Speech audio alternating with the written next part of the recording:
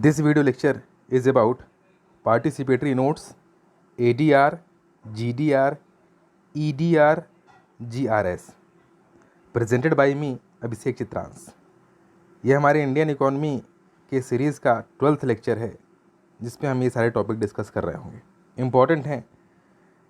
First हम discuss करें अगर पार्टिसिपेटरी नोट्स की, तो आप इस डायग्राम को समझें तो जो येलो कलर से या ऑरेंज कलर से सिंबलाइज किया गया है एरो, वो रिप्रेजेंट कर रहा है इन्वेस्टमेंट को।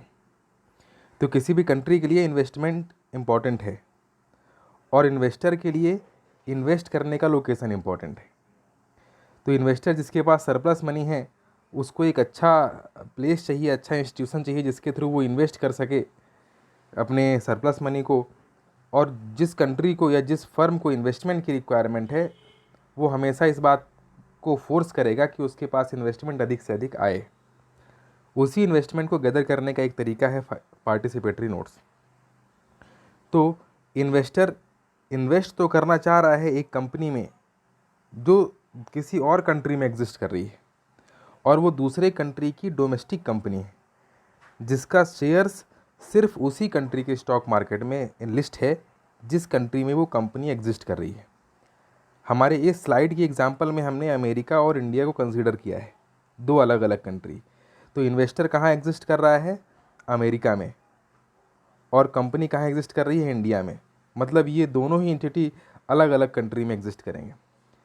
तो पहला ऑप्शन तो इन्वेस्टर के पास ये है कि वो इंडिविजुअली इन्वेस्ट करे शेयर मार्केट के थ्रू इंडिया के, क्योंकि अमेरिका के शेयर मार्केट में इंडिया की इस कंपनी को इनलिस्ट नहीं किया गया है, ऐसा हम अपने एग्जांपल में कंसीडर कर रहे हैं। तो अगर अमेरिका के शेयर मार्केट में इनलिस्ट किया गया होता इस कंपनी को इंडिया की, तो उसके लिए इन्वेस्टर के लिए बहुत आसान होता, जहां वो अपने शेयर मार्केट से उस कंपनी के शेयर परचेज कर सकता था। लेकिन क्योंकि अमेरिका के शेयर मार्केट में इनलिस्ट नहीं किया गया है, वो कंपनी सिर्फ और सिर्फ इंडिया के शेयर मार्केट में इनलिस्ट की गई है। इन्वेस्टर उस कंपनी के शेयर परचेज करना चाहता है, लेकिन वो उस टाइम टेकिंग प्रोसेस पे नहीं जाना चाहता जहां वो सेबी के साथ रजिस्टर्ड हो, फिर उसको परमिशन मिले, फिर वो अपना सारा स्क्रूटनी करवाए और उसके बाद जाकर के वो इन्वेस्ट कर सके उस कंपनी के शेयर में। तो वो अपने ही कंट्री में, जैसा कि हमने अमेरिका को एग्जांपल में लिया है, अपने ही कंट्री के एक फाइनेंशियल इंस्टीट्यूशन से रिक्वेस्ट करेगा। तो फाइनेंशियल इंस्टीट्यूशन उसके बिहाफ में स्टॉक एक्सचेंज से, जिस कंट्री की वो कंपनी है उस कंट्री के स्टॉक एक्सचेंज से उतना शेयर परचेज कर लेगा जितना उस इन्वेस्टर ने डिमांड किया है। और एज अ प्रूफ कि उसका शेयर परचेज कर लिया गया, उस इन्वेस्टर को पार्टिसिपेटरी नोट इशू कर देगा। तो जो आप वाइट एरो से शो किया गया है स्लाइड में, वो ये दिखा रहा है कंपनी ने अपने शेयर इनलिस्ट किए थे स्टॉक एक्सचेंज में। स्टॉक एक्सचेंज से परचेज किसने किया? फाइनेंशियल इंस्टीट्यूशन ने। और फाइनेंशियल इंस्टीट्यूशन ने उस शेयर को परचेज कर लिया है, इसका एक प्रूफ पार्टिसिपेटरी नोट्स के तरीके से किसको दिया गया? इन्वेस्टर को।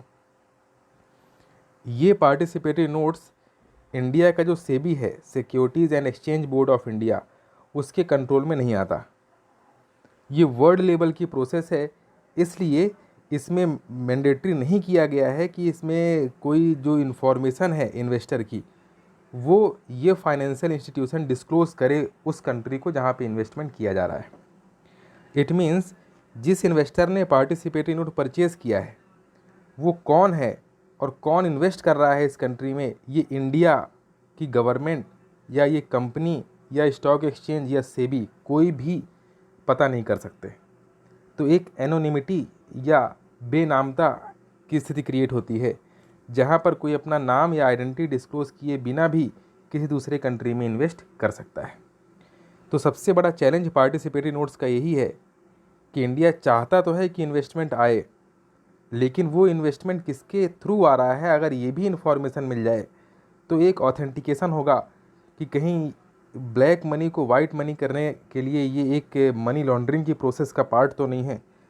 तो इंडिया ने 2007 में ऐसा एक एफर्ट किया जहाँ पर उसने कुछ बाउंडेशंस क्रिएट किए पार्टिसिपेटरी नोट्स में। एज अ रिज़ल्ट हमारे यहाँ इन्वेस्टमेंट बहुत कम हो गया। तो या तो आप उसको स्ट्रिक्ट करने के चक्कर में अपने यहाँ की इन्वेस्टमेंट को कम कर देंगे, लेकिन इंडिया को डेवलप होने के लिए इन्वेस्टमेंट की ह्यूज रिक्वायरमेंट है, तो वो इसको रिस्क में नहीं रख सकती। तो इंडिया ने वो अपना वो डिसीजन वापस लिया। 2017-18 में भी यही किया गया और उसका रिजल्ट भी इन्वेस्टमेंट कम होने के तरीके से देखने को मिला। इंडिया के लिए पार्टिसिपेटरी नोट्स के थ्रू किया गया ये इन्वेस्टमेंट कैसा इन्वेस्टमेंट कहलाएगा? फॉरेन इंस्टीट्यूशनल इन्वेस्टमेंट, क्योंकि फॉरेन इंस्टीट्यूशन है जो शेयर को परचेज करके शेयर को ओन कर रहा है। जो इन्वेस्टर है वो शेयर का ओनर नहीं बनेगा।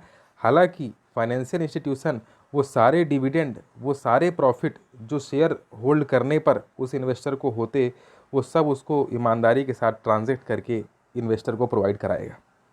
लेकिन इन्वेस्टर उस शेयर का ओनर नहीं कहलाएगा, उस शेयर का ओनर फाइनेंशियल इंस्टीट्यूशन होगा। इस तरीके से आप समझ सकते हैं पार्टिसिपेटरी नोट्स को।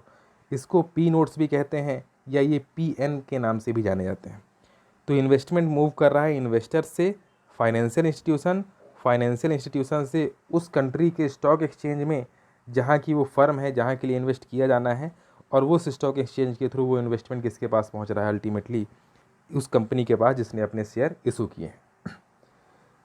जो सेकेंड एरो है वाइट कलर वाला, वो रिप्रेजेंट कर रहा है किस तरीके से शेयर्स मूव कर रहे हैं, जैसा हमने पहले डिस्कस कर लिया।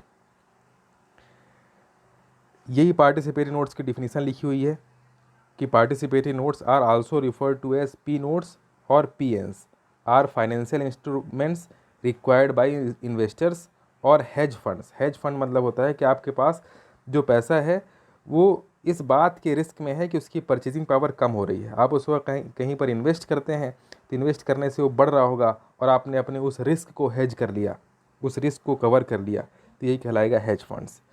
तो ये सारी चीज़ें आप इससे नोट डाउन कर सकते हैं। जो 2 कीवर्ड इसमें दिए हैं वो ये है कि पार्टिसिपेटरी नोट्स क्या होते हैं? एक डेरिवेटिव्स हैं।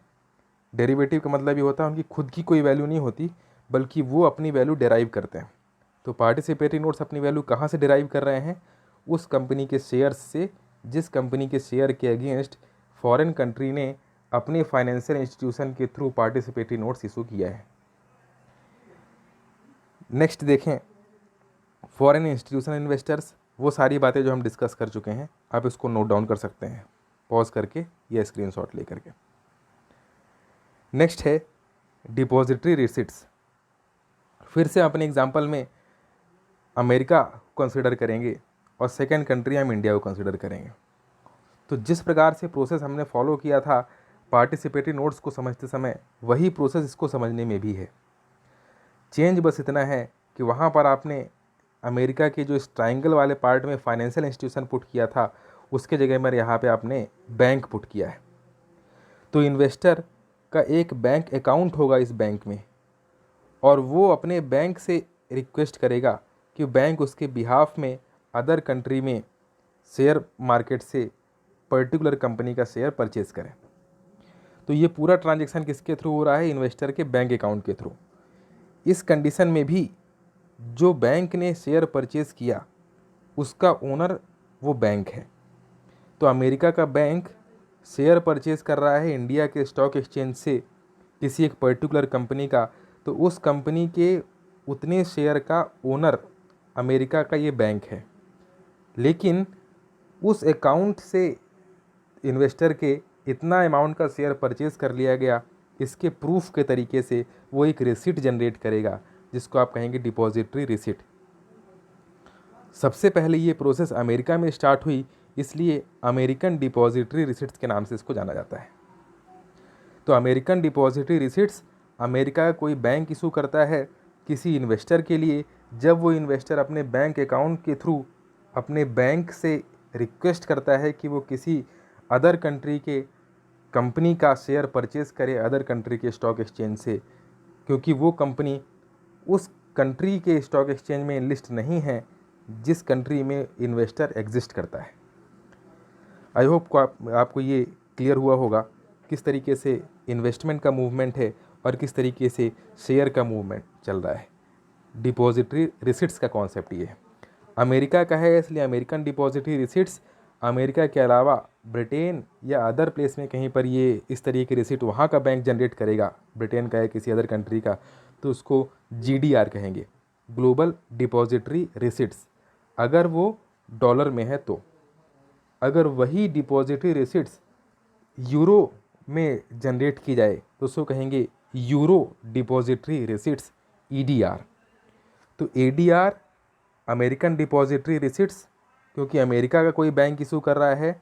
जीडीआर अमेरिका से बाहर किसी दूसरे कंट्री का कोई बैंक इशू कर रहा है तो जीडीआर कहलाएगा, global depository receipts.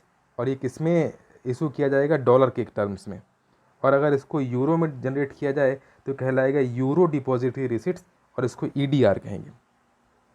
ADR, GDR, EDR ये सब किसके पार्ट हैं? आईडीआर के, इंटरनेशनल डिपॉजिटरी रिसिट्स के। तो वही इंटरनेशनल डिपॉजिटरी रिसिट्स का मतलब है कि इंटरनेशनल ट्रांजेक्शन हो रहा है, डिपॉजिटरी रिसिट जनरेट हो रही है। अगर वो अमेरिका से हो रही है तो एडीआर, अमेरिका के अलावा किसी और कंट्री से तो जीडीआर, और यूरो में हो रही है तो ईडीआर। इतने कॉन्सेप्ट हैं आपको जिसको आप यहाँ से नोट डाउन कर सकते हैं। जीडीआर और इसके अलावा आपका लास्ट कॉन्सेप्ट आता है ग्लोबल रजिस्टर्ड शेयर। इसमें होगा ये कि एक कोई कंट्री, जैसे यूरोप की कोई कंट्री हो गई ब्रिटेन, तो ब्रिटेन ये चाहता है कि वो इस शेयर को इनलिस्ट करे, तो वो हर एक कंट्री के स्टॉक एक्सचेंज में उस कंट्री के करेंसी के टर्म्स में उस शेयर को इनलिस्ट कर सकता है। फॉर एग्ज़ाम्पल, अगर कोई कंपनी ए एग्जिस्ट करती है यूरोप के ब्रिटेन में, और ब्रिटेन ये चाहता है कि इस कंपनी ए के शेयर अमेरिका के, इंडिया के, चाइना के, जापान के स्टॉक एक्सचेंज में लिस्ट कर दिए जाएं, तो वो पहली बात तो उसके पास ये ऑप्शन होता कि वो पाउंड में इशू करता या यूरो में इशू करता वो शेयर। तो ऐसा ना करके अगर अमेरिका के शेयर मार्केट में उसको लिस्ट कर रहा है तो उसको किस में इशू कर रहा है? डॉलर में। अगर इंडिया के शेयर मार्केट में लिस्ट कर रहा है तो उसको रुपी में शो कर रहा है। अगर वो चाइना में कर रहा है तो उसको रेमिनबी में, जापान में कर रहा है तो येन में। इस तरीके से वो अलग अलग कंट्री के शेयर मार्केट में रजिस्टर कर रहा है अपने शेयर को, लेकिन वो उनके लोकल करेंसी में। उसको कहते हैं आप ग्लोबल रजिस्टर्ड शेयर, जीआरएस। वही सारी बातें इसमें लिखी हुई हैं। 1998 में इसको स्टार्ट किया गया, ये जर्मनी की एक कंपनी है उसके थ्रू। तो इस डिस्कशन में इतनी ही बात। नेक्स्ट लेक्चर के साथ हम लोग नेक्स्ट टॉपिक डिस्कस